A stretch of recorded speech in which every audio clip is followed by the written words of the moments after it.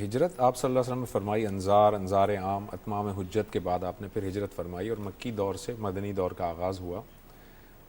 جو ہجرت آپ نے فرمائی، ہجرت کے کوئی تقاضے ہیں؟ ہجرت کن حالات میں کی جا سکتی ہے؟ اور نبی صلی اللہ علیہ وسلم کے اس اسوے کو دیکھ کر آج اگر مجھے اپنے ملک میں اگر کوئی اس طرح سے تنگی محسوس ہوتی ہے، میں اپنے ملک میں اگر جبر محسوس کرتا ہوں، تو کیا وہ پیرامیٹرز کیا ہوں گے کہ مجھے ہجرت کرنی چاہیے یا نہیں کرنی چاہیے؟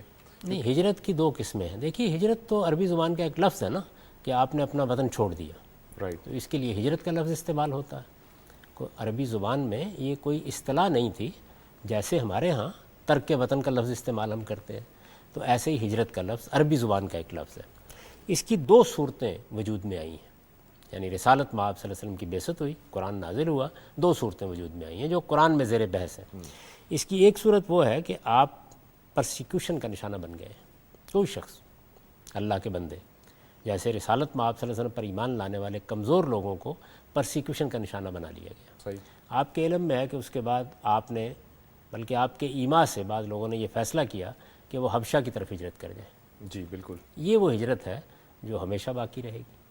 مجھے بھی یہ واقعہ پیش آ سکتا ہے، آپ کو بھی پیش آ سکتا ہے. یعنی کسی جگہ آپ کے لیے دین پر عمل کرنا ناممکن بنا دیا گیا، آپ کو ہدف بنایا گیا ہے، آپ کو فتنے کا نشانہ بنا لیا گیا ہے، آپ کو پرسیکیوٹ کیا جا رہا ہے، آپ پر جبراً کوئی دوسرا نظریہ نافذ کیا جا رہا ہے. مثال کے طور پر یہ صورتحال بہت سے لوگوں کو کمیونسٹ انقلاب کے بعد پیش آ گئی. روس میں بھی پیش آ گئی، چین میں بھی پیش آ گئی. تو ایسی صورتحال دنیا میں کسی اور وقت بھی پیش آ سکتی ہے. آپ محسوس کرتے ہیں کہ آپ کو آپ کے ایمان کا اظہار کا موقع بھی نہیں دیا جا رہا. اس طرح کے موقع کے اوپر اگر کوئی دارالہجرت ہے، کوئی جگہ ہے جہاں آپ کے لیے راستہ کھلا ہوا ہے. آپ جانتے ہیں کہ موجودہ زمانے میں تو راستے بھی کھلے ہوئے نہیں ہیں آسانی کے ساتھ.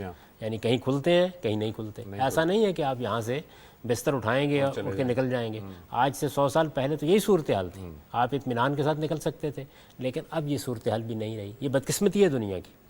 یعنی اس میں بعض اوقات بڑی بڑی اکثریتیں پرسیکیوشن کا نشانہ بن سکتی ہیں. آپ نے دیکھا شام میں کیا ہوا، لاکھوں کی تعداد میں لوگ بے گھر ہو گئے اور ان لوگوں کے لیے جینے کا کوئی سامان نہیں رہا. دوسرے ملکوں نے بارڈر بھی اور نہیں دوسرے ملکوں نے اپنے بارڈر نہیں کھولے. درا حال ہے کہ یہ خدا کی زمین ہے، آپ لوگوں کے لیے دروازے نہیں بند کر سکتے. آپ کو کوئی استحقاق نہیں ہے. خدا نے کسی زمین کے اوپر کوئی لکیر کھینچ کر آپ کو نہیں کہا کہ یہاں تک آپ کی ٹیریٹری اور ادھر.